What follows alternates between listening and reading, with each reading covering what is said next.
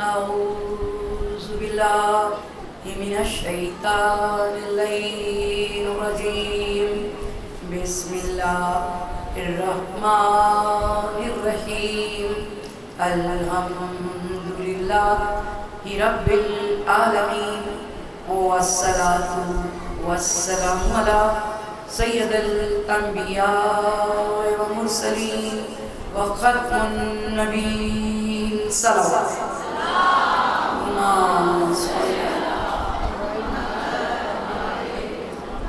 سيدنا ونبينا وطبيب نفوسنا وشفيع ذنوبنا وحبيب قلوبنا مولانا أبي القاسم محمد صلى الله عليه وسلم. قال الله تبارك وتعالى في كتابه المجيد والفرقان الحميد. بسم الله الرحمن الرحيم. هو الذي بعث في الأميين رسولا منهم يتلو إليهم آياته ويزكيهم ويعلمهم الكتاب والحكمة.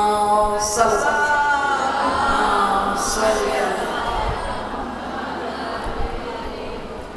کلام بلاغت نظام میں ارشاد رب العزت ہو رہا ہے کہ ہم نے امیوں کے درمیان انہی میں سے ایک رسول کو مبعوث کیا جو آیات کی تلاوت کرتا ہے، تزکیہ نفس کرتا ہے، کتاب اور حکمت کی تعلیم دیتا ہے. صلوات دیجئے محمد صلی اللہ محمد. خالق کائنات نے جب انسان کو عقل عطا کی تو عقل انسانی کی رہبری کے لیے سلسلہ نبوت قائم کیا. ہر نبی خدا سے پیغام لاتا رہا اور انسانوں کو پہنچاتا رہا. نبی کہتے ہیں نبا سے نکلا ہے نبی. نبا کے معنی ہے خبر. ہر نبی ایک خبر لاتا رہا، ہر نبی کتاب لاتا رہا. کتاب آئی تو آخری نبی کا ذکر، نبی آیا تو آخری نبی کے آنے کا پیغام. یعنی حضرت آدم علیہ السلام سے حضرت عیسیٰ تک یہی نبوت کا سلسلہ چلتا رہا اور ہر نبی نے پیغام خاتم النبیین دنیا تک پہنچایا. یہ پیغام کوئی معمولی پیغام نہیں تھا، اس لیے کہ اسی پیغام پر خدا کی خدائی کا دار و مدار ہے. وہ کہتا ہے میں ایک چھپا ہوا خزانہ تھا، میں نے چاہا کہ میں پہچانا جاؤں تو میں نے آپ کے نور کو تخلیق کیا. یہ کائنات بنی ان کے لیے، نبوت بنی ان کے لیے، رسول آئے ان کے لیے، کتابیں آئیں ان کے لیے. یہ لوح بھی ہیں، یہ قلم بھی ہیں. انہی کی خاطر جنت بنی، انہی کے دشمنوں کے لیے جہنم بنی. تو خدا کی ذمہ داری ہے اس پیغام کو مسلسل رکھے. ایک ایک دن میں 70 نبی قتل ہوتے رہے، ان کے جسم کے ٹکڑے بکھیرے جاتے رہے اور انسان بازاروں میں جا کے جشن مناتے رہے، مگر خدا نے سلسلہ نبوت کو روکا نہیں. ایک کے بعد ایک نبی آتا رہا اور ہر نبی ایک ہی پیغام پہنچاتا رہا. ایک نبی کو آنا ہے، ایک نبی دنیا میں تشریف لانے والے ہیں. تو یہ پیغام پوری دنیا میں تھا، مسلسل تھا. ہر نبی یہ پیغام لے کر آیا تھا.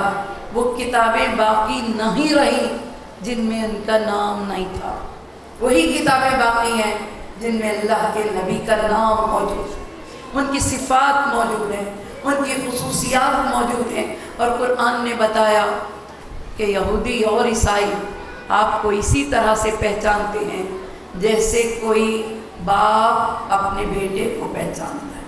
اور کل میں نے یہی بتایا تھا کہ یہودیوں نے آ کے پہچان لیا تھا ہاتھ کو تھام کے انہوں نے بے اختیار کہا تھا کہ ہو نہ ہو یہی آپ کا وصی ہے، ہو نہ ہو یہی آپ کا وزیر ہے، ہو نہ ہو یہی آپ کا جانشین ہے۔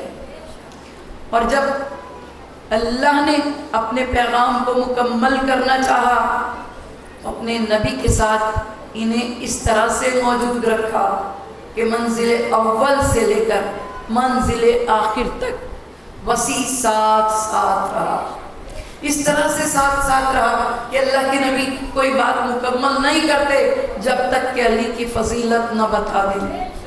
جس طرح قرآن پاک کی آیتیں محکم بھی ہیں، اسی طرح علی کا ذکر محکم ہے۔ یا علی یا علی یا علی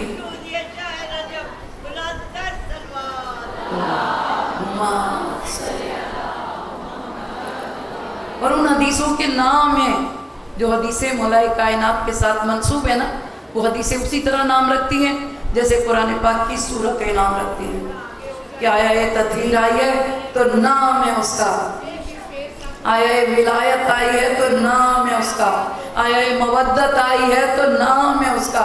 آپ کہہ دیں آیا مودت، کوئی مسلمان ایسا نہیں ہے جسے معلوم نہ ہو، کہہ دیں آیا ولایت، کوئی مسلمان ایسا نہیں ہے جسے معلوم نہ ہو۔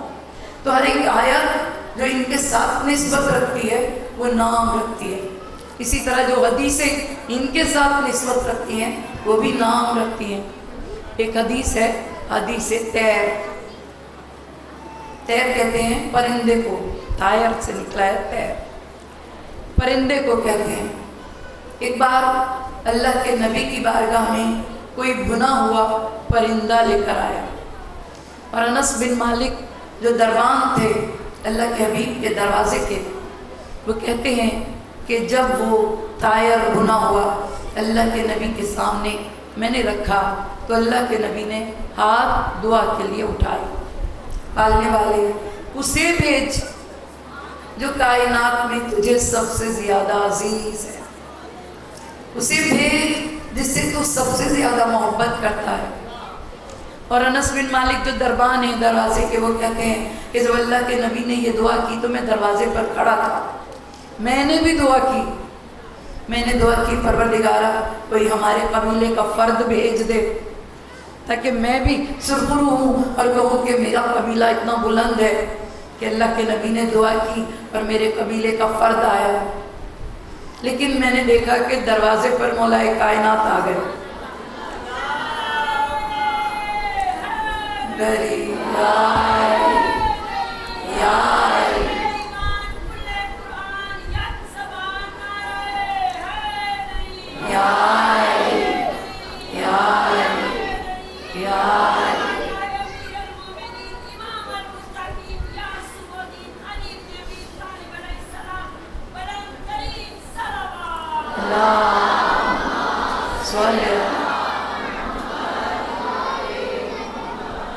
میں نے انہیں دیکھا تو میں نے ان سے کہا کہ اللہ کے نبی آرام کر رہے ہیں، مولا کائنات چلے گئے۔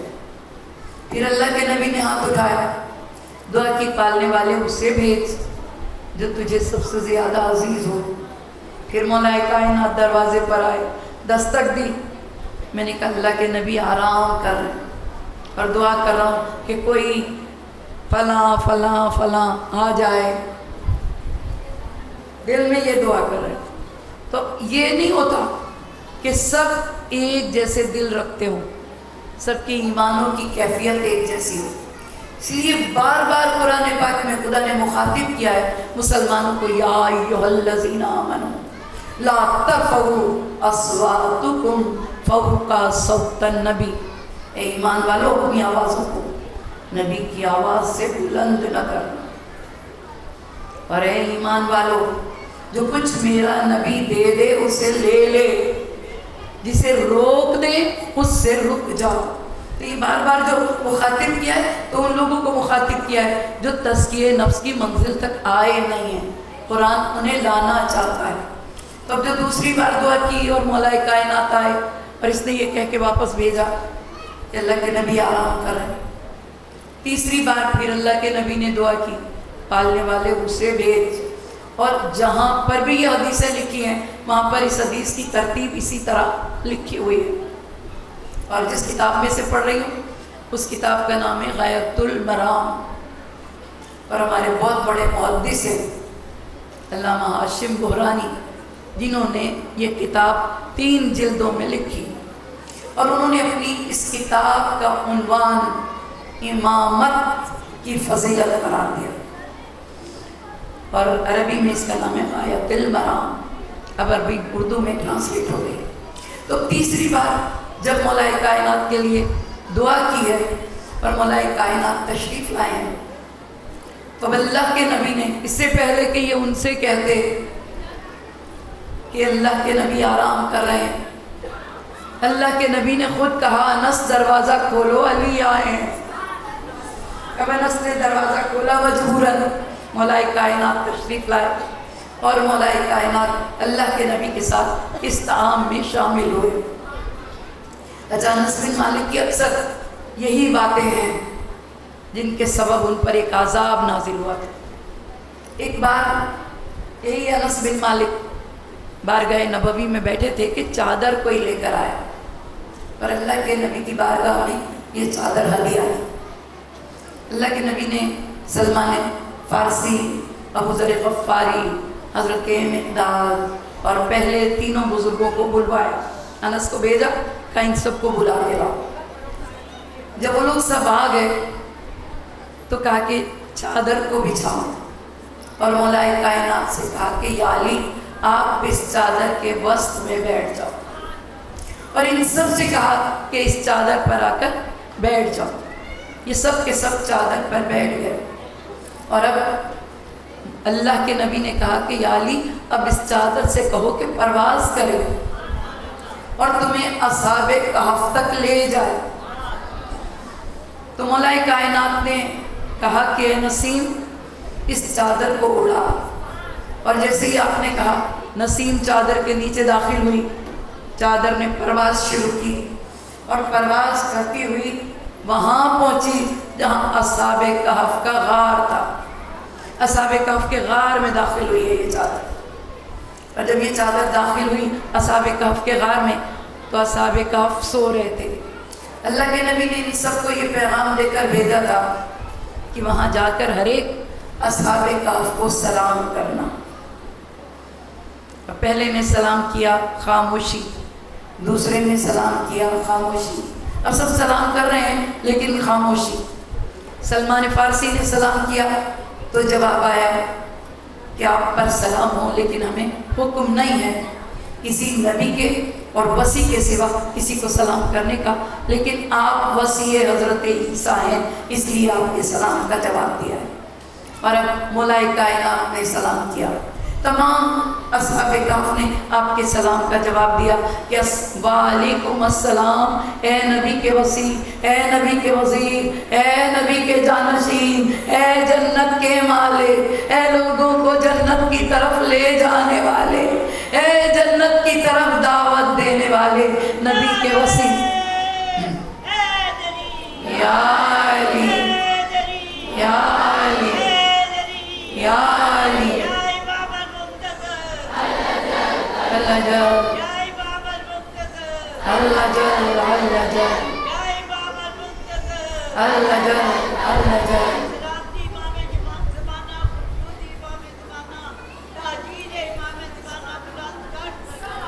اللہم صلی علی محمد. اور پھر میرے مولا نے چادر کو حکم دیا کہ اے نسیم اس چادر کو اڑا. چادر اڑی، مدینہ مسجد نبوی میں آ کر اتری. اللہ کے نبی نے ان سب سے سوال کیا کہ کیا دیکھا؟ انہوں نے بتایا اصحاب کہف کو سوتے دیکھا. ہم نے سلام کیا، انہوں نے جواب نہیں دیا، لیکن جب مولا کائنات نے سلام کیا تو انہوں نے جواب دیا، اور یہ کہہ کر جواب دیا اے وصی نبی، اے جانشین نبی، اے پیغمبر کے دل ربا، تم پر ہمارا سلام. تو اللہ کے نبی نے ان سب کو بتایا تو یہ بار بار جو بتا رہے ہیں اس لیے کہ تزکیے کی منزل پر آ جائیں، یہ ذہن بلند ہو کہ نبی کا وارث کون ہوتا ہے، نبی کا وصی کون ہوتا ہے۔ پوری کائنات جانتی ہے کہ نبی کا جانشین کون ہوتا ہے۔ اور اسی کتاب میں ایک حدیث لکھی ہے کہ ایک دن مولا کائنات جب حبیب خدا کے پاس تشریف لائے، نماز فجر کے بعد اللہ کے نبی نے مولا کائنات سے کہا کہ یا علی ان تینوں کو لے جاؤ اور جا کر سورج کو سلام کرو۔ اور مولا کائنات انہیں لے کر باہر آئے مسجد نبوی سے، سامنے سورج تھا، سلام کیا کہ اے خدا کے بندے تجھ پر میرا سلام۔ اور جب آپ نے یہ کہا کہ تجھ پر میرا سلام ہو تو اب سورج گویا ہوا، علیک السلام یا اول یا آخر، علیک السلام یا ظاہر یا باطن۔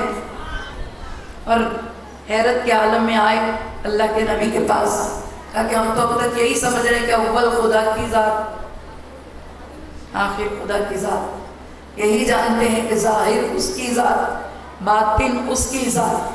تو آپ نے فرمایا کہ اول اس کی ذات ہے، لیکن یہ وہ اول مخلوق ہے جو علی کی ذات کا مظہر ہے، جس سے خدا پہچانا گیا۔ محمد۔ اور میرے مولا نے خطبہ افتخاریہ میں فرمایا کہ یہ کائنات ایک چکی کی مانند ہے اور میں اس کا قطب ہوں، اس کا مرکز میں ہوں جو اس کائنات کو چلا رہا ہے۔ صلوات بھیجے محمد والا، صلی اللہ محمد۔ تو یہ اول مخلوق جب سب ختم ہو جائے گا، دوبارہ سور پھونکنے والا یہی ہوگا کہ دوبارہ سور پھونکا جائے گا اور پھر سے یہ کائنات جی اٹھے گی اور میری بارگاہ میں حاضر ہوگی۔ یہی ظاہر ہے کہ خدا ظاہر نہ ہوتا، اسی کے ذریعے خدا نے اپنے آپ کو ظاہر کیا۔ یہی باطن ہے کہ خدا تک پہنچنے کے لیے یہی وہ راستہ ہے جو تمہیں خدا تک پہنچاتا ہے۔ تو بار بار اللہ کے نبی نے فضیلتیں بیان کی ہیں مولا کائنات کی، اور اس لیے بیان کی ہیں کہ تمہاری سمجھ میں آئے علی ہے کون۔ لیکن آپ سب جانتے ہیں کہ خلیفہ ہوتے رہے، پہلے بنے دوسرے بنے، ہمارا خلافت سے کوئی جھگڑا ہی نہیں، اس لیے کہ خلیفہ ہر کوئی بن سکتا ہے، جس کو دنیا نے حکومت دے دی بن گیا، اپنے نام کے ساتھ جو دل چاہے لگائے۔ لیکن ولی ایک ہی ہے، وصی ایک ہی ہے، جانشین پیغمبر ایک ہی ہے، نہ اس کے مقابلے میں کوئی آ سکتا ہے، نہ اس کا مقابلہ کرنے کی کوئی سوچ سکتا ہے، اتنی بلندی پر ہے۔ تو جب دوسرے خلیفہ دنیا سے رخصت ہوئے اور شدید زخمی ہوئے، ایسے زخمی ہوئے تھے کہ ان کے شکم میں جس نے خنجر سے حملہ کیا تھا اس خنجر کی دونوں طرف دھار تھی، تو ان کی آنتیں باہر آ گئی تھی، لیکن انہیں بہت فکر تھی، اس بات کی فکر کہ یہ حکومت اپنے مرکز پر جائے، صحیح انسان کو ملے، اور اس کے لیے انہوں نے شورا قائم کی۔ شورا میں 6 افراد تھے، اب ان میں پہلے یہ سارے 6 کے 6 عشرہ مبشرہ کہا جاتا ہے انہیں، اور ان 6 میں سے 2 تو رخصت ہو گئے تھے، اب باقی کے یہ 6 عشرہ مبشرہ یہاں آ کر بیٹھے ہیں۔ جب یہ آ کر بیٹھے ہیں، نام انہوں نے جو لیے تھے، پہلا نام تھا حضرت علی کا، دوسرا نام تھا طلحہ کا، تیسرا نام تھا زبیر کا، چوتھا نام تھا سعد ابن ابی وقاص کا، 5واں نام تھا صلوات بھیجے محمد والے محمد پر، صلی علی محمد، عبد الرحمن ابن عوف۔ یعنی اب یہ 6 لوگ ہیں جن میں مولا کائنات چھٹے، اب ان کو حضرت عثمان ہے، طلحہ زبیر 3، عبد الرحمن ابن عوف 4، سعد ابن ابی وقاص 5، مولا کائنات 6۔ اب یہ 6 تھے جن کی شورا بنائی انہوں نے، اور ان کی شورا بنانے کے بعد کہا کہ آپ 6 میں سے کسی ایک کو خلیفہ بننا ہے اور آپ نے منتخب کرنا ہے، باقی 5 نے کسی ایک کو منتخب کرنا ہے اور 3 دن کے اندر کرنا ہے، اور ان 3 دنوں کے لیے دروازے پر حضرت ابو طلحہ انصاری کو 50 جوانوں کے ساتھ تلواریں دے کر کھڑا کر دیا کہ یہ ہے مقام شورا، یہاں یہ 6 بیٹھیں گے، بیٹھنے کے بعد 6 میں سے کسی ایک کو خلیفہ 3 دن کے اندر منتخب کریں گے، اور اگر نہیں کرتے تو ابو طلحہ تلوار لے کر دروازے پر کھڑے ہو جاؤ، ان سب کو قتل کر دینا۔ اور اب اس کے باوجود وہ یہ جانتے تھے کہ یہ بھی ہو سکتا ہے کہ ایک طرف 1 ہو باقی طرف 5 ہو، تو انہوں نے کہا کہ اگر ایک طرف 1 ہو دوسری طرف 5 ہو تو جو 1 رہ جائے اسے قتل کر دینا، اگر ایک طرف 2 ہو دوسری طرف 4 ہو تو جو 2 رہ جائیں انہیں قتل کر دینا، ایک طرف 3 ہو دوسری طرف بھی 3 ہو تو پھر جس طرف عبد الرحمن ابن عوف ہو اس کے علاوہ دوسری طرف کے لوگوں کو قتل کر دینا۔ اب یہ چونکہ ہسٹری ہے اور لکھی ہوئی ہے کتابوں میں، یہ بات تاریخ طبری میں یہ موجود ہے، چونکہ بیان ہی نہیں ہوتی یہ چیزیں اس لیے عام لوگوں کو معلوم نہیں۔ اور مولا کائنات اس شورا میں جانے کے لیے چلے، جب آپ چلے تو عباس ابن عبد المطلب نے کہا کہ مولا آپ کے قتل کی سازش ہے، یہ آپ کے قتل کی سازش ہے، اگر آپ گئے خلافت تو نہیں دیں گے، یہ آپ قتل کر دیں گے۔ پھر مولا نے کہا کہ علی پہلے کب ڈرا تھا جو علی آج ڈرے گا؟ پہلے بھی تلوار تھی علی کے ساتھ، آج بھی تلوار ہے علی کے ساتھ، علی کسی سے ڈرتا نہیں ہے، اور یہ بھی معلوم ہے کہ مجھے خلیفہ بنانے والے نہیں ہیں، لیکن اس لیے جاؤں گا کہ کل کو یہ نہ کہا جائے کہ علی کو تو خلافت کا شوق ہی نہیں تھا، وہ تو خود ہی نہیں چاہتے تھے کہ انہیں خلیفہ بنایا جائے، ہم نے شورا میں بھی ڈالا پھر بھی نہیں آئے، تو جاؤں گا ضرور، کسی تلوار میں جرأت نہیں کہ مجھے قتل کر سکے۔ تو میرے مولا بھی اس شورا میں آ کے بیٹھ گئے۔ جب شورا میں آ کے بیٹھے نا، یہ 3 دن مولا کائنات کی فضیلت کے دن تھے کہ میرے مولا نے اس شورا کو اپنی ذکر کی محفل بنا دیا، اور ایسی محفل بنایا کہ اب مولا بول رہے ہیں اور سب سن رہے ہیں۔ جب آئے ہیں تو آ کے پہلی بات کہی، کون تھا جس نے نبی کا ساتھ دینے کا اس وقت وعدہ کیا جب کوئی ساتھ دینے والا نہ تھا؟ کہا یا علی وہ آپ تھے۔ یہ میں نے ذکر کیا تھا نا اس محفل کا جہاں سارے اللہ کے نبی کے گھر والے تھے، دعوت ذل شیرہ۔ اور اب پھر میرے مولا نے اگلی منزل بستر رسول پر تلواروں کی چھاؤں میں کون تھا جو سویا؟ کون تھا جس کی نفس کو خدا نے خریدا؟ اور کہا من الناس من یلقی نفسہ ابتغاء مرضات اللہ، جس نے اپنی رضائیں دے کر میرے نفس کو خرید لیا۔ کون تھا جس کے نفس کو خریدا؟ انہوں نے کہا یا علی آپ تھے۔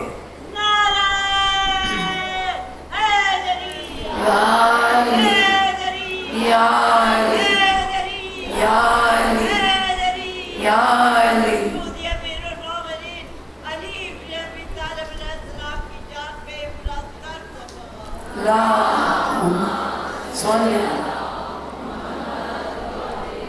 تو ایک ایک فضیلت بتاتے جا رہے ہیں میرے مولا، اور وہ سب 5 کے 5 کہتے جا رہے ہیں یا علی بالکل صحیح کہا، آپ ہی ہیں اس فضیلت کے مستحق، آپ ہی ہیں جنہیں یہ فضیلت ملی۔ بار بار بتا رہے ہیں کہ کون تھا جس نے بدر کو فتح کیا؟ کہا آپ تھے۔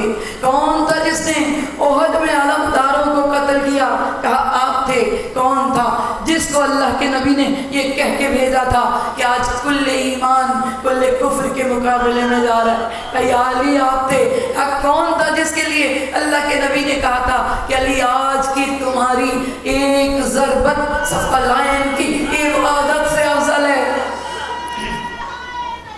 یا علی یا علی بے شمار۔ اللہم صل محمد۔ کون تھا جسے بلا کے بیٹی کا رشتہ دیا؟ کون ہے جس کے بیٹوں کو اللہ کے نبی نے اپنے بیٹے کہا؟ کون ہے جس کے لیے اللہ کے نبی نے کہا کہ الحق مع علی وعلی مع الحق؟ علی حق کے ساتھ ہے، حق علی کے ساتھ ہے۔ علی حق علی حق علی حق علی حق علی حق۔ نعرہ حیدری حیدری یا علی حیدری یا علی سعودی امیر المومنین بلند سلوات۔ اللہم صلی اللہ۔ تو بھی یہ 3 دن جو تھے نا، یہ 3 دن مولا کائنات کی فضیلت کے دن تھے، بیان کرتے جا رہے ہیں اور وہ سب کے سب کہہ رہے ہیں بے شک یا علی بے شک یا علی بے شک یا علی، آپ کے سوا کوئی نہیں جسے یہ فضیلت ملی۔ اب فضیلت بھی بیان کر رہے ہیں، اور وہاں پر کیا ہوا؟ جب یہ 6 لوگ بیٹھے، اپنی نئی نسل کے لیے پڑھ رہی ہوں کیونکہ نئی نسل کو ان چیزوں سے آگاہی نہیں ہے۔ تو یہ جو 6 بیٹھے تھے، ان میں سب سے پہلے جب زبیر آئے تو انہوں نے مولا کائنات کے ہاتھ پہ رکھ کے کہا کہ یا علی میں آپ کے حق میں دستبردار ہوتا ہوں۔ دوسرا جب طلحہ آیا تو طلحہ نے حضرت عثمان سے کہا کہ میں آپ کے حق میں دستبردار ہوتا ہوں۔ تیسرا سعد بن ابی وقاص جب آیا تو اس نے کہا میں عبد الرحمن ابن عوف کے حق میں دستبردار ہوتا ہوں۔ اب 3 تو نکل گئے، 3 رہ گئے۔ جب یہ 3 رہ گئے تو عبد الرحمن ابن عوف جو فضیلتیں سن رہا ہے، سنتے سنتے اس نے کہا کہ میں بھی خلافت کی ریس سے نکل جاتا، میں بھی خلافت نہیں چاہتا۔ اب آپ 2 رہ گئے، اب یہ آخری دن ہے، تیسرا دن، اور ادھر سے ابو طلحہ انصاری تلوار لیے دروازے پہ کھڑے ہیں، سن رہے ہیں اب تک ان سب کی باتیں۔ ان کے ساتھ 50 جوان ہیں جو تلواریں برہنہ لیے کھڑے ہیں کہ آج فیصلے کا دن ہے، آپ کو فیصلہ کرنا ہے، کسی ایک کو منتخب کرنا ہے۔ وہ دروازے پر تلواریں لیے کھڑے اور کہہ رہے ہیں کہ ہمیں حکم ہے کہ سب کو قتل کر دو اگر ان میں سے کوئی فیصلہ نہ ہو سکے۔ تب عبد الرحمن ابن عوف، رات ہو گئی ہے، تیسرے دن کی، جرت نہیں ہے اب کہ کسی اور کا ہاتھ اٹھا کے کہہ سکے کہ خلافت تمہاری ہے، اس لیے کہ اب ہر فضیلت پر سب کے سر جھکے ہیں، سب کی زبانیں گواہی دے رہی ہیں۔ تو انہوں نے ابو طلحہ انصاری سے کہا کہ آج ایک رات کی مہلت دو تاکہ میں فیصلہ کروں، کیونکہ اب 2 ہی کینڈیڈیٹ سے، ان دونوں میں سے ہمیں ایک کو منتخب کرنا ہے۔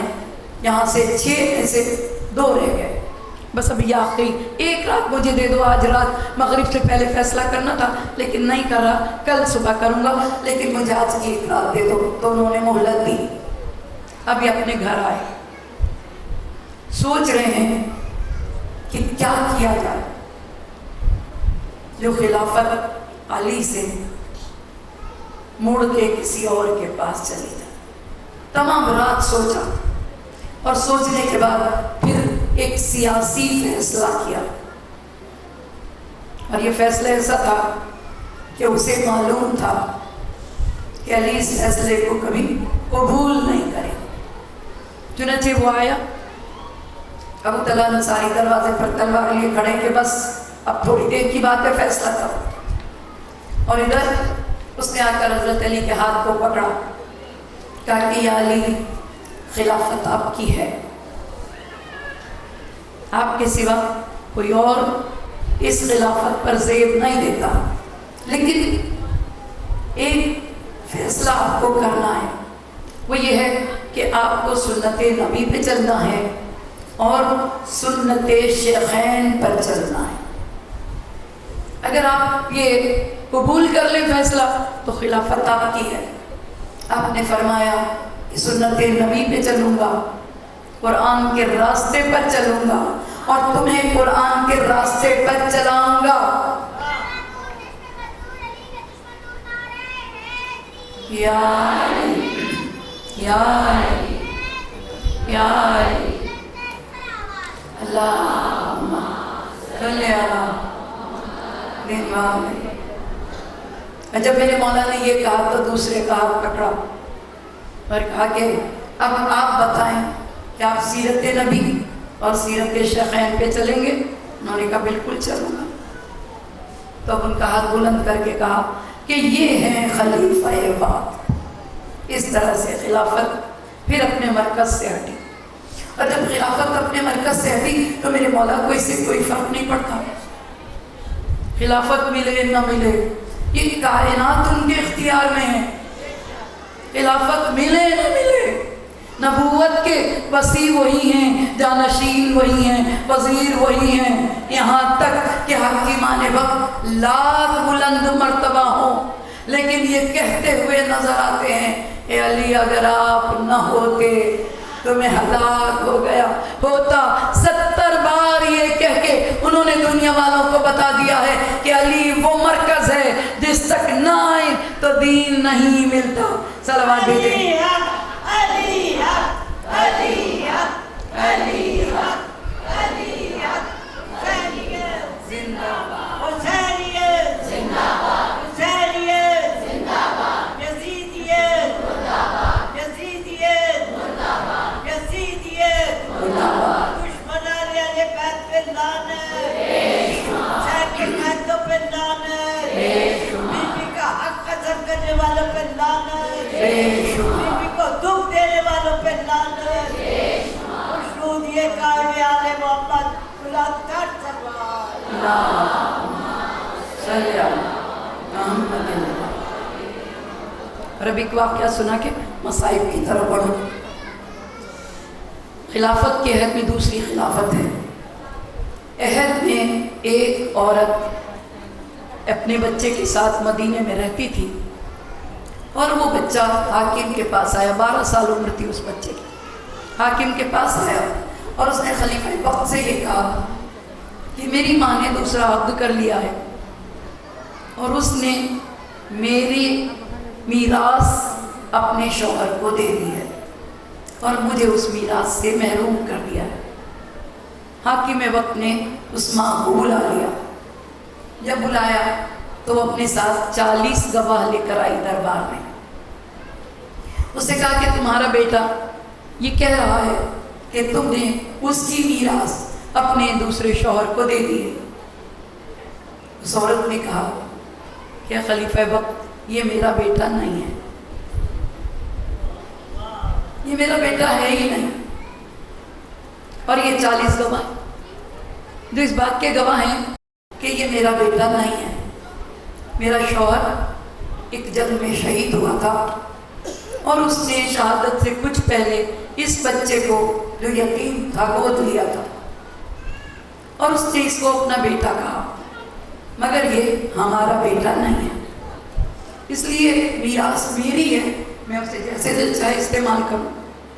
اور ان 40 لوگوں نے گواہی دی، سب کو پیسے دے کے لائی تھی، سب نے گواہی دے دی اور خلیفہ نے گواہی کو قبول کرتے ہوئے حکم دیا کہ اس بچے کو قید کر دیا جائے اور اس بچے سے کہا کہ تم نے اپنی پالنے والی پر اتنا بڑا الزام لگایا۔ وہ بچہ قید کر دیا گیا اور شدید مصیبت میں، سخت گرمی میں، سخت سردی میں وہ بیچارہ قید کی مصیبتیں اٹھا رہا تھا، لیکن وہاں کوئی سننے والا نہیں تھا۔ جو فیصلہ حاکم نے کیا تھا اسے سب نے قبول کر لیا۔ تو ایک دن وہاں سے خلیفہ دوم کے بیٹے گزرے، نام تھا ان کا عبد الرحمن۔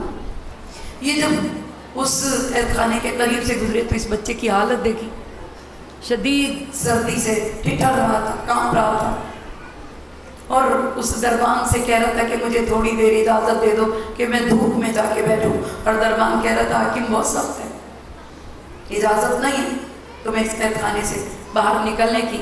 تو یہاں سے جب عبدالرحمن ابن حضرت عمر گزرے تو انہوں نے اس بچے کو دیکھا، دربان سے پوچھا کیا کہہ رہا ہے یہ رو رو کے؟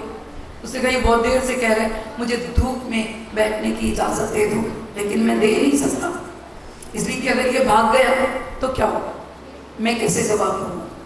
تو اس نے کہا چلو اس کی گارنٹی میں لیتا ہوں، تم اسے تھوڑی دیر دھوپ میں بٹھا لو۔ اب اسے نکل کے دھوپ میں بیٹھنے کی اجازت دی دربان میں، اور جب وہ دھوپ میں بیٹھا تو ادھر سے مولا گزرے، اس نے مولا کو سلام کیا اور سلام کر کے کہا کہ مولا بڑی مصیبت میں ہوں۔ پوچھا کیا ہوا؟ تم تو عبداللہ انصاری کے بیٹے ہو، اور میں نے عبداللہ انصاری کو ہمیشہ قرآن کا مشتاق دیکھا کہ اللہ کے نبی کی بس میں ہر وقت قرآن سمجھنے کے لیے، پڑھنے کے لیے وہ بیٹھے ہوتے تھے، 2 ہوتے تھے تو تیسرے وہ ہوتے تھے، 3 ہوتے تھے تو چوتھے وہ ہوتے تھے، تم پر کیا مصیبت گزری؟ اس نے کہا کہ میری ماں نے 40 گواہ پیش کر دیے ہیں اور میری میراث پر اس نے قبضہ کر لیا۔ تو آپ نے اس سے دربان سے کہا کہ اسے لے کر دربار خلافت میں چلو، میں آتا ہوں۔ تو دربار خلافت میں لے آیا۔ جب دربار خلافت میں آیا ہے یہ بچہ تو بہت غصے میں آیا کہ اسے تو ہم نے قید کیا تھا، یہ دربار میں کیا کرنے آیا؟ تو دربان نے بتایا کہ حضرت علی نے کہا کہ اسے لے کے چلو، میں پیچھے آتا ہوں، اور اتنے نے مولا کائنات تشریف لیا۔ یہ دوسرے خلیفہ حضرت علی کا بہت احترام کرتے تھے، اٹھ کے ملتے تھے گلے، تعظیم کرتے تھے۔ چنانچہ مولا کائنات جب تشریف لایا تو آگے بڑے استقبال کیا، یا علی کیسے آنا ہوا؟ کہ تمہارے ایک فیصلے کے سلسلے میں آیا۔ کہا مولا اس بچے کی ماں 40 گواہ لائی تھی، اور ان 40 گواہوں نے گواہی دی کہ یہ اس کا بیٹا نہیں ہے، اس لیے میں نے اسے قید کر دیا، اور یہ دعویٰ کر رہا تھا کہ یہ میری میراث ہے۔ تو میرے مولا نے اس خاتون کو بلوایا، وہ آئی تو وہی 40 گواہ لے کر آئی۔ جب وہ 40 گواہ لے کر آئی تو میرے مولا نے کہا کہ مجھے سچ سچ بتاؤ بات کیا ہے؟ اس نے کہا کہ یا علی یہ میرے 40 گواہ ہیں، یہ میرا بیٹا نہیں ہے، میرے شوہر نے اس یتیم بچے کو پالا، میں نے بھی اس سے بچوں کی طرح محبت کی، مگر اب یہ دعویٰ کر رہا ہے کہ یہ میراث اس کی ہے، جبکہ یہ اس میراث کا مالک نہیں ہے، یہ میری میراث ہے، میرے شوہر نے مجھے دی ہے۔ تو آپ نے کہا کہ مجھے سچ سچ بتاؤ۔ اس نے کہا مولا یہ 40 گواہ ہیں۔ آپ نے فرمایا مجھے کسی گواہ کی ضرورت نہیں، میں ایسا گواہ لاؤں گا کہ 40 گواہوں کی زبانیں بند ہو جائیں گی۔ تو حاکم نے کہا کہ آپ کہاں سے گواہ لائیں گے؟ کہا بلاؤ فسد کھولنے والے کو۔ فسد کھولنے والے کو بلایا گیا، کہا ایک تشت لو، اس میں اس بچے کا خون لو۔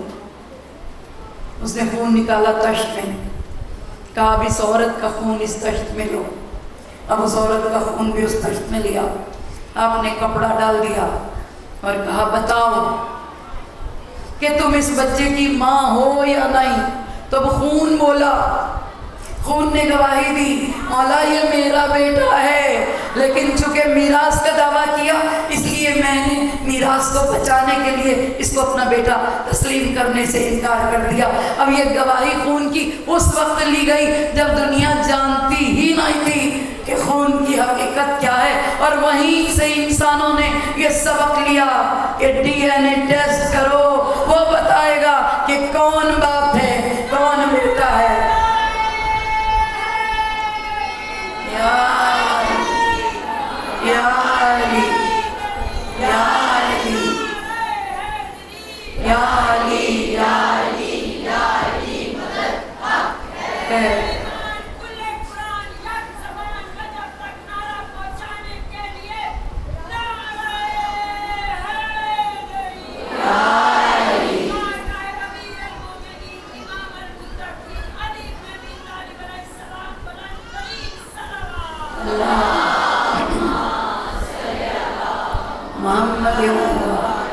لبیک یا حسین، لبیک یا حسین، لبیک یا حسین، لبیک یا या हुसैन, सलाम या हुसैन, सलाम या हुसैन, सलाम या हुसैन, खुशनूद ये कायम आले मोहम्मद बुलंद तर सलवात। मोहम्मद। और आज 7 मुहर्रम एक ख़ास हस्ती के लिए मखसूस है। साल में एक ही दिन हम उस शहज़ादे का जिक्र करते हैं जिसका नाम शहज़ादा कासिम है। अज़ादारान इमाम, ये शहज़ादा 7 शाबान 46 हिजरी में दुनिया में जुम्मे के दिन सुबह तशरीफ़ लाया। हिजरी हिसाब से 7 शाबान 46 हिजरी और सूरज के हिसाब से ईसवी हिसाब से 12 अक्टूबर 666 ईस्वी थी। जुम्मे का दिन था जब ये शहज़ादा इस दुनिया में तशरीफ़ लाया। दोनों हिसाब से उम्र 13 और 14 बरस के दरमियान है इस शहज़ादी की। और इमाम हसन अलैहिस्सलाम के 5 बेटे हैं।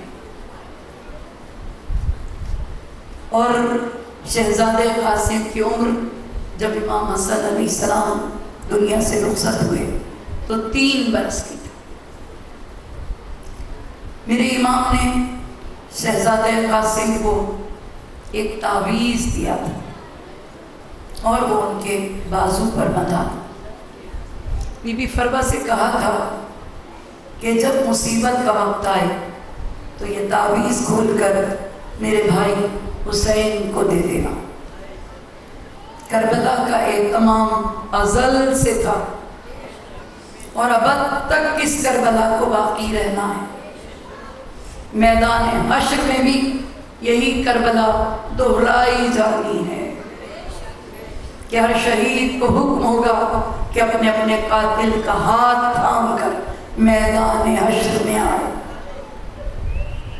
इस मैदान हश्र में खुदा हुक्म देगा कि सज्जाद उसी तरह मैदान हश्र में आओ जैसे शाम के बाजार में गए थे। तो पूरी करबला वहाँ दोहराई जानी है। खुदा ने इसको अज़ल से बनाया, अबद तक के लिए बनाया। शहज़ादे कासिम को एक खुसूसियत हासिल है कि बिल्कुल इमाम हसन की तस्वीर थे। तो करबला में हम शबीह पैगंबर एक नहीं था, 2 थे। 2 हम शबीह पैगंबर थे क्योंकि शहज़ादे हसन चेहरा बिल्कुल इमाम हसन अलैहिस्सलाम का रसूल खुदा जैसा था। तस्वीर थे अल्लाह के नबी की इमाम हसन अलैहिस्सलाम और उनकी तस्वीर थे शहज़ादे कासिम, बिल्कुल मुजस्सम तस्वीर थे अपने बाबा की। इसलिए इमाम अपनी औलाद से बढ़कर, अपनी अली अकबर से बढ़कर शहज़ादे कासिम को चाहते थे। कभी जुदा नहीं किया था अपने से। दाईं जानिब अगर शहज़ादे अली अकबर होते थे तो बाएं जानिब शहज़ादे कासिम होते थे। और अज़ादारान इमाम, ये इस तरबियत का असर था, इस लहू का असर था कि ये घराना मौत से डरता नहीं। कि जब मेरे इमाम ने पूछा था, जब शहज़ादे कासिम ने कहा कि चचा क्या मेरा नाम फहरिस्त शोहदा में नहीं, तो आपने कहा था कि बेटा फहरिस्त शोहदा में तो अली असगर का नाम भी है। उस वक्त कहा था कि चचा जान क्या फौजी खेमों में आ जाए।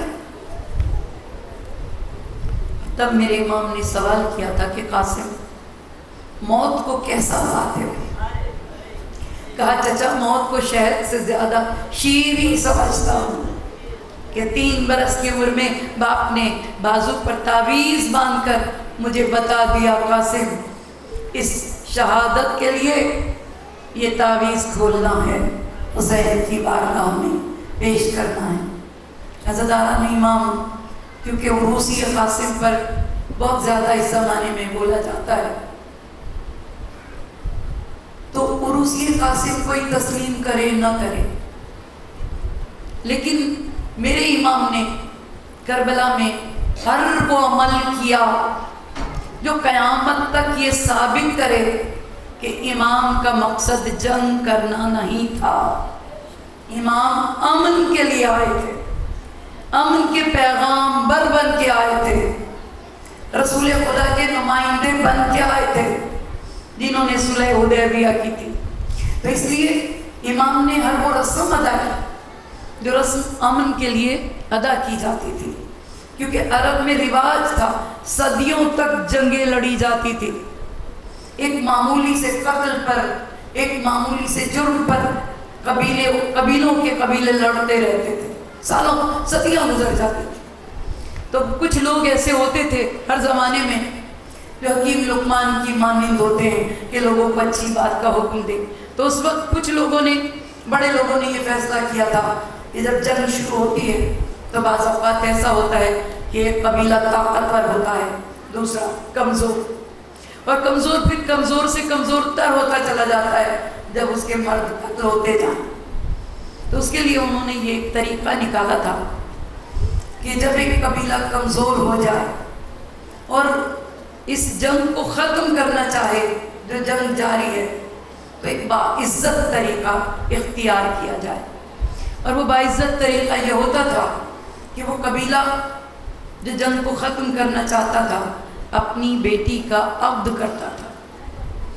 عقد کرنے کے بعد اپنے داماد کو دولہا بنا کر دوسرے قبیلے میں بھیجتا تھا کہ چاہو تو اسے قتل کر کے جنگ کو جاری رکھو اور ہماری بیٹی کی زندگی ختم کر دو، اور چاہو تو اس کو عزت دے کر عزت کے ساتھ اس جنگ کو ختم کر دو. تو جب ایسا ہوتا تھا تو دوسرے قبیلے کی عزت یہ ہوتی تھی کہ آنے والے دولہا کو تحفے دے کے رخصت کرے اور کہے کہ یہ جنگ ہم نے ختم کر دی. یعنی جنگ کے ختم کرنے کا، امن بحال کرنے کا یہ عرب کا پرانا طریقہ تھا. عرب میں گھوڑا جنگ کا جانور سمجھا جاتا ہے اور اونٹ کو امن کا جانور سمجھا جاتا ہے. اگر کوئی اونٹ پر سوار ہو کر آیا تو سمجھا جاتا ہے کہ یہ امن کا پیغامبر بن کے آیا، لیکن اگر گھوڑے پر سوار ہو کر آیا تو سمجھا جاتا تھا کہ یہ جنگ کے لیے آیا. اسی وقت تیار ہو جاتے تھے جنگ کے لیے کہ گھوڑے پر آئے. تو میرے امام نے جو آخری خطبہ دیا ہے کربلا میں سب کی شہادت کے بعد، تو میرے امام اونٹ پر سوار ہو کر گئے، امن کے جانور پر. اور اونٹ پر سوار ہو کر جب گئے ہیں تو امن کا خطبہ دیا ہے کہ میں جنگ کرنے نہیں آیا، میں جنگ کرنا نہیں چاہتا. اور اس کی وجہ کیا ہے؟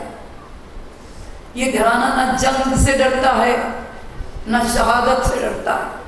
شہادت اس گھرانے کی میراث ہے، مگر پیغام کو قیامت تک جانا ہے.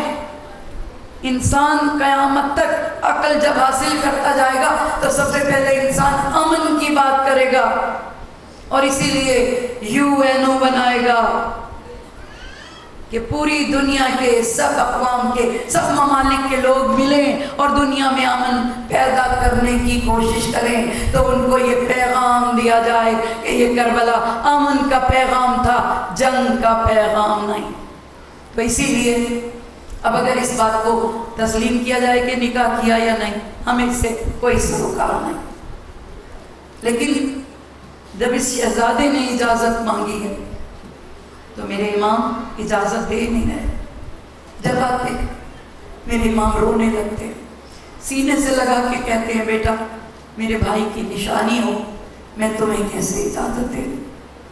اور جب مولانا محمد کی لاشیں خیمے میں آ گئے، مسلم ابن عقیل کے بچوں کی لاشیں خیمے میں آ گئے، یہ جوڑیوں کی صورت میں گئے، جوڑیوں کی صورت میں ان کی لاشیں خیمے میں آئیں. تب ایک بار بیویوں میں فروا نے بلایا ہے شہزادے قاسم کو، کہا بیٹا میں امید کرتی تھی کہ سب سے پہلے میرا بیٹا شہید ہوگا اور میں شہزادی سے سرخرو ہو جاؤں گی، مگر اے میرے نور عین تم ابھی تک زندہ ہو، تم نے ابھی تک اپنی جان قربان نہیں کی.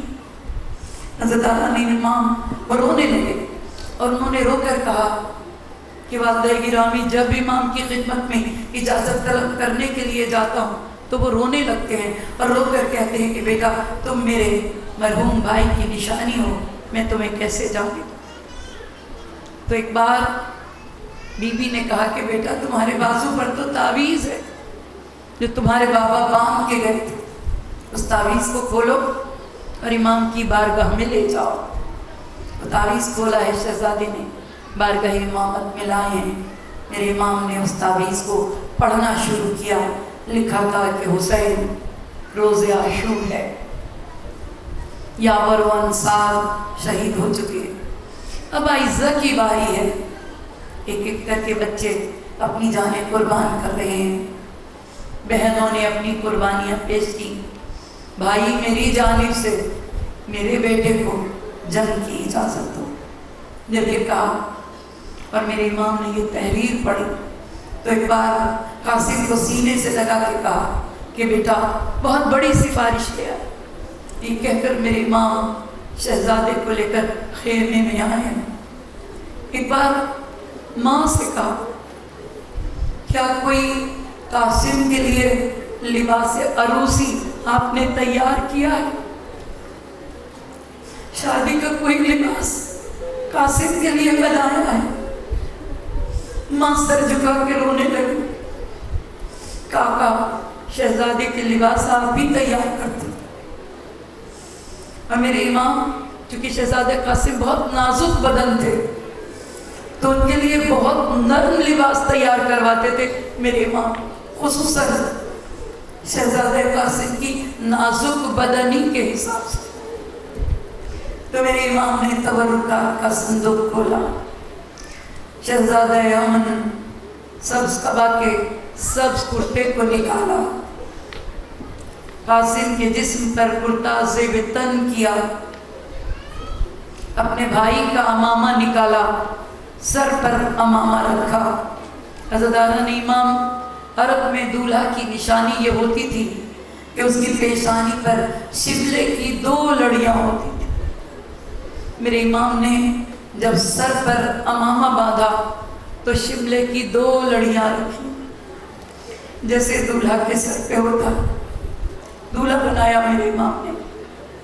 اور پھر ایک اور نشانی عرب میں ہوتی تھی، وہ یتیم کی نشانی ہوتی تھی، اور یتیم کی نشانی یہ ہوتی تھی کہ اس کا گریبان چاک ہوتا تھا۔ جب کوئی یتیم سامنے آتا تھا تو عرب کا ہر انسان اس کا احترام کرتا تھا، اس سے محبت کرتا تھا کہ یہ وہ ہے جس کا باپ سر پہ موجود ہے۔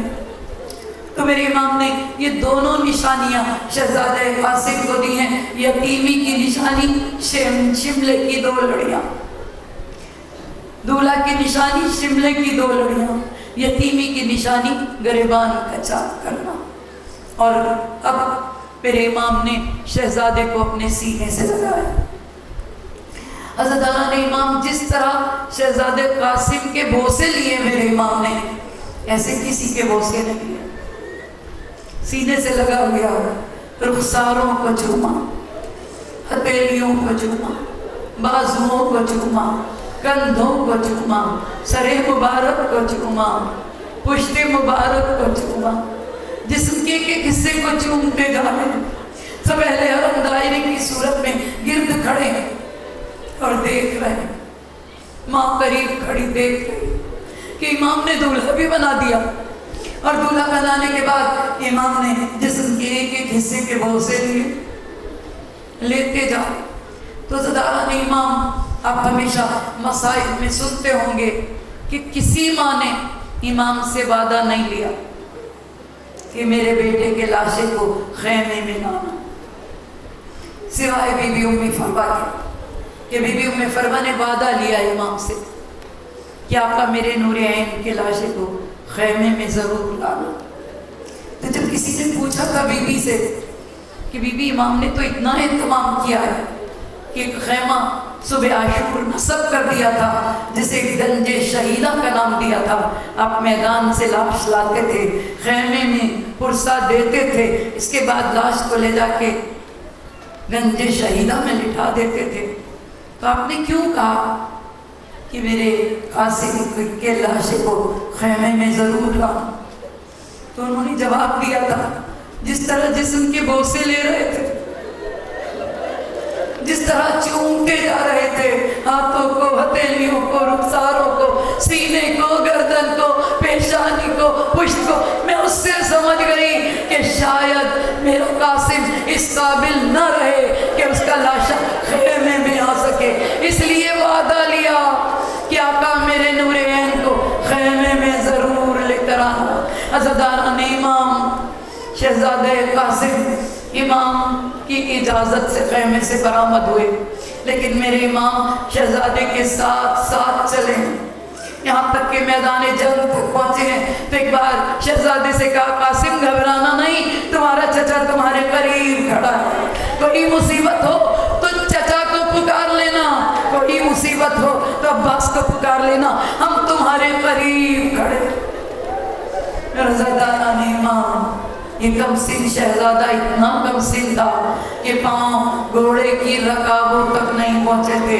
حمید ابن مسلم کہتا ہے کہ جب یہ بچہ میدان جنگ میں آیا شملے کی 2 لڑیوں کے ساتھ، جب یہ شہزادہ میدان جنگ میں آیا تو چہرہ اتنا تابناک تھا کہ لگتا تھا کہ بدلی میں کوئی چاند ہے جو چمک رہا ہے. تو کئی لوگ ایسے تھے جو ہٹ گئے، جنہوں نے راستہ دے دیا کہ اس جوان کو ہم قتل نہیں کر سکتے، اس بچے کو ہم قتل نہیں کر سکتے. اور ایسے میں حمید کہتا ہے کہ اس بچے نے جنگ شروع کی. جنگ ایسی تھی جو یادگار کربلا تھی. عزاداران امام شہزادہ قاسم نے اپنے بابا کی جنگ کی یاد دلائی، اپنے دادا کی جنگ کی یاد دلائی، اور پھر پلٹ کے بارگاہ امامت میں آئے. خیمے کے دروازے پر میرے امام نے استقبال کیا، رخساروں کو بوسہ دیا، زلفوں کو درست کیا، پیشانی پہ بندھے ہوئے شملے کو درست کیا. اور اب میرے امام نے شہزادہ قاسم کی تحت الحنک باندھی، رخساروں کو چوم کے کہا کہ جاؤ شہزادے، اب موت کی دلہن تمہارا انتظار کر رہے.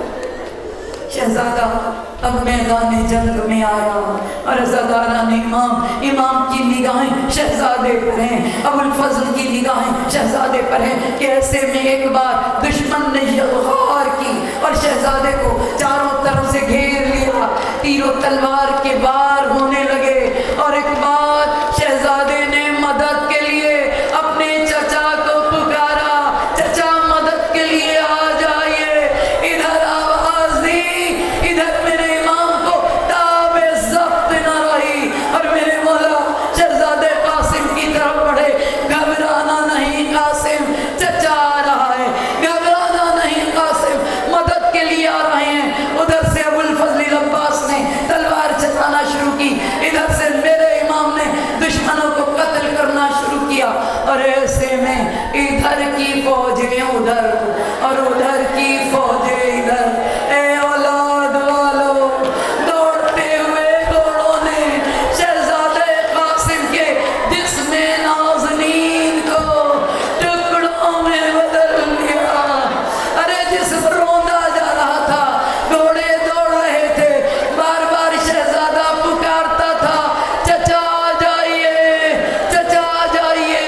اور میرے امام کی جنگ بڑھتی جاتی تھی، یہاں تک کہ دونوں چچا شہزادے کے قریب آ گئے. زمین پر تڑپتا دیکھا. عزاداران امام بعض علماء کا خیال ہے کہ شہزادے کے جسم میں ابھی جان باقی تھی، ابھی جان باقی تھی.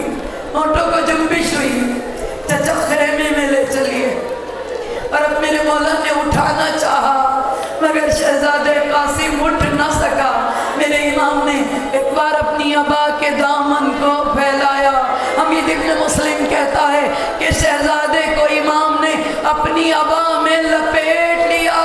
یہ وہ لاشا تھا جسے اس طرح لے کر چلے امام کہ سینے سے سینے کو ملایا.